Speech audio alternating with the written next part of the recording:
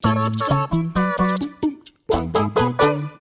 guys, what's up? It's me, Jules, here for WhatCulture.com, joined by Scott Tailford, the man, the legend, the myth, that some would say. And if we're together, it can mean only one thing. It's time for some news, so let's hit that jingle. Hot dang, there's news, give it all you got. I guess it's time for Jules and Scott. And we're back in the room, and today we're talking about PlayStations, or more specifically, we're talking about the PlayStation 5, because Scott has unearthed some interesting facts about what potential features the new hardware might have, and one of which may be something that was a huge talking point of the a huge talking point of the previous or current generation that we're in now, and that was the subject of emulation. Scott, take it away. So basically, Sony have filed a patent confirming that they're going to have backwards compatibility, or they're working on backwards compatibility technology. And the way the patent is filed, assumedly, means that because they're using basically, you have to delve into the patent itself for specific program directories, but it seems like it's a new technology, which would mean that it's going to be in the PS5. Point being, this comes from Mark Cerny, who's Sony's lead project architect or whatever, and they're working on a way to emulate older CPUs inside modern CPUs, which lends weight to the idea that the PS5 will have full backwards compatibility. Now that is a very interesting proposal, because of the fact is, that was a huge sticking point for many. They were saying, when the PS4 came out, I can't play my PS3, PS2, PS1 games, and obviously we had those launch PS3 titles, the ones that look like a shiny piano lid. They actually, they were PS2 and PS1 compatible as well. So a lot of people did see it as a missing feature from the PS4, and also a reason to pick up an Xbox One, because they have quite an extensive back catalogue. That's the thing. So initially when the Xbox One came out, Microsoft at the time were like, we can't do backwards compatibility, you're going to have to do all your DRM. Those cheeky little scams. We can't do it. They said doing it. For 2 weeks until they were like, the backlash is a bit strong, let's actually do it. And so the way that Xbox got around it was they emulates the 360 or the original Xbox inside the Xbox One's architecture, the hardware. Which is really weird, because you were telling me it doesn't actually read the disc. It does a weird thing inside it. It's not the same as having just a separate piece of hardware in there. It's weird. Yeah, I don't know if they've changed it, but initially what they used to do was it would read the disc enough to identify what the game was, and then it would download a version of that game from their store. That was why you always had to wait. That's so weird. It's like scanning for a barcode and then just downloading the actual game. Yeah, that's why we're always waiting for things to be added to the list, because it's developers and publishers have to approve it. Anyway, the way that Xbox got around it was to emulate the old consoles within the new architecture, which is what this patent leans into. It says that they're going to emulate older CPUs inside newer CPUs. Yes. And they don't mention, or at least I can't, it's a full patent, so I can't dissect everything, but I'm nigh on convinced that this will be the way that they address every single past PlayStation generation. And you'll be able to put a disc in from anything and it'll work. Now see, that's where we draw the line of difference. I'm right.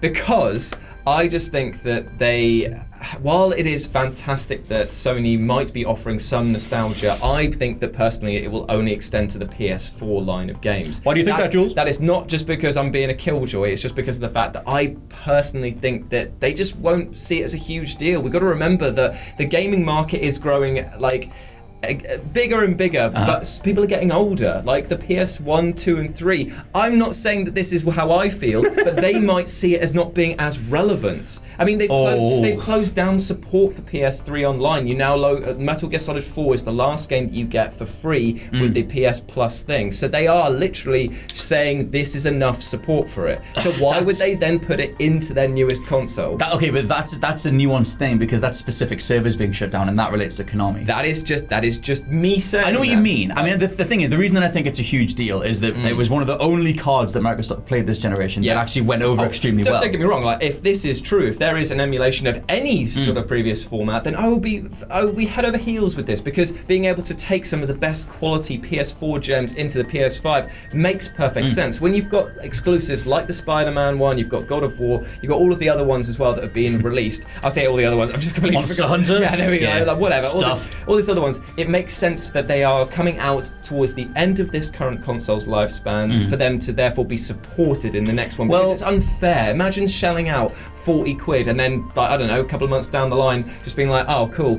PS5's out and I can't now play it's true. Well, that's a given. That's a given. I think that the way that they'll do the way that they'll do PS4 to PS5 emulation or upticks or whatever in terms of graphical quality renders, it'll be the same way that the PS4 Pro re-renders PS4 stuff and adds, it depends on the game, it adds enemies in the background background, does a whole bunch of stuff. But like I said, I think of it as this massive talking point this generation. And a lot of people, when Microsoft first said, hey, you can play original Xbox games, and a few people went, but then Black Ops 2 re-entered the sales chart, and they do continue to, like, there is totally a financial reality to benefiting the last generation, and the whole point of the PS4's marketing this generation was for the players, and they re-embraced all the old school marketing, and then they did the PlayStation Classic, which was a big old fire, so it's about time that the PS5 was the thing that was the old PlayStation generation system. And at some point I'll stop talking, but I do have more evidence as well, but you do your thing. Does that mean that if this current generation was 4 the players, the next one's going to be 5 the players? 5 alive? Bring 5 back. But the S is going to be a 5. If you're getting down, baby. Well, the thing is that what I would like to see emulated isn't actually... It's the PS4 games. Whatever. But the thing is, it's like PS2, 1, 3, I've got that covered personally. I don't need that. What I would like to see... Okay, yeah, go on. What I'd like to see is PS Vita supported. I love my Vita. Imagine if they allowed the emulation of Vita and it was like they built it into their new controllers, because we don't know what the design's going to be like. What if the controller has a screen? What if you can take it with you? What if it is a portable Vita? I'm going mad now. I mean, maybe it's not Sony like to take other people's ideas and do a version of themselves, like when they did trophies after the achievements. Even with this patented thing, they're doing it because Xbox did it first. So what other information have you got about this then that supports this theory? Well, that's the thing. So, like, in terms of, you think about the way that the industry's going, you said before about, like, consoles can only get so big. That's something that Michael Pachter talked about, industry analyst Michael Pachter, who tends to be right more than he's wrong. Yeah. But he was doing a talk back in 2015, I think it was at GDC, and he was saying that, like, the console cycles can't get any bigger. Console generations can't get any bigger. Yeah. The amount of money that they're bringing in, there's nowhere else for them to go. Good Lord! Anyway. Slow it down. No, I'll never slow it down. In fact, I might speed up. But yeah, so Mr. Pachter saying some stuff. Sorry, it's just done me in there. Carry on. Carry on. Please leave that in. And he said that there's nowhere else for these systems to go. Like, basically, the amount of revenue that they're bringing in, there's nowhere else for them to go. Yeah. Which ties in with the general sort of conversations that have been coming out of Sony. Now, I did write the dude's name down. Sony President Kenichiro Yoshida said that there is a need for the next generation of consoles, which kind of clashes with what Pachter was saying. And obviously, the PS4 sales are meteoric and continue to be unstoppable.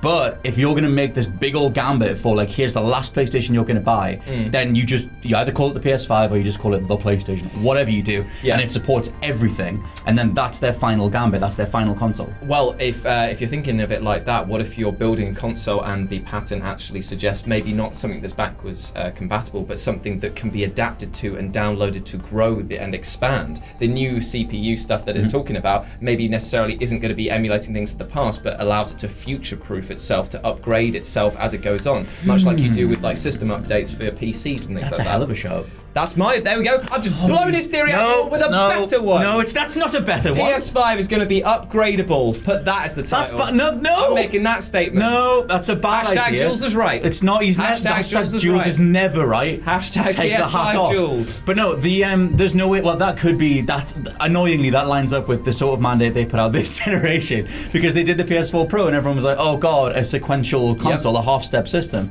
Maybe. But the way that it's written up seems to be indicating that it's past CPUs, it's past technology. Why can't it be both? Well, because you wouldn't write it up this way if you were going to future-proof it. I don't think you would have to write up a patent for. To be fair, CPUs. I think that to counteract my own argument, I would say that it would be something that Sony would indefinitely be leading with. They would say, this is the last console you never need to that you need to own, because of the fact it will upgrade, it will stay relevant. But yeah, speaking of relevancy, I think that we are out of it. So why don't we wrap up this video? Got any more closing statements? I don't. I just really hope it's true. It makes the most sense. It lets them right the wrongs that they have with the whole backwards compatibility conversation, and it means that we only have to buy one more PlayStation, and then we have access to everything. If this is true, then that means not only are you getting Crash Team Racing remastered this year, but potentially a future-proof, the best kart racing game of all time, retro expanded PS5. So you would be a very happy bunny. I would. You'd be a very happy chungus. Yeah, give me Unholy War on the PS1. That's a great game, isn't it? Isn't it? It doesn't get enough mention. I know. Anyway, right. So, thank you very much for watching. Let us know what you thought about it down in the comment section below, whether or not you think it's going to be future-proof or retroactively definitely retroactive. upgraded. Yeah. As Scott said, just go hashtag Jules was right or hashtag Scott was wrong. They're both the Jules same, is really, wrong. aren't they? So, you can go follow me at RetroJ with a 0 over on Twitter, and... Oh God, I'm @LP. Oh no, I'm not. Every time I'm @LP. How many videos have we done where you can't get... Because I never planned for it. Look, Okay. you in the audience, Okay, you right, should go on know then, go that then. my name is @LP89. Just use my name. My name's going to be there anyway. We'll get there eventually, yes, and as always, we have been awesome. Well, one of us has. You have been incredible. Never forget that, and we'll speak to you soon. Bye. Bye.